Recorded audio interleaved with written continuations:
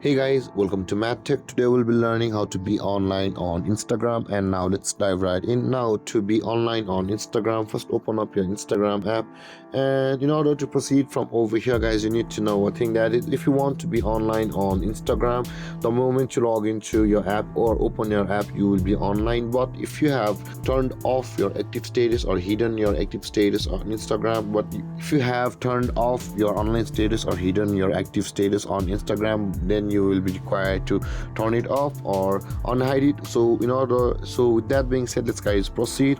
And in order to proceed from over here, at the bottom right corner of the screen, you can see your profile picture icon at the bottom right corner of the screen. Tap on over there, and from over here at the top right corner of the screen, you can see the three lined icons.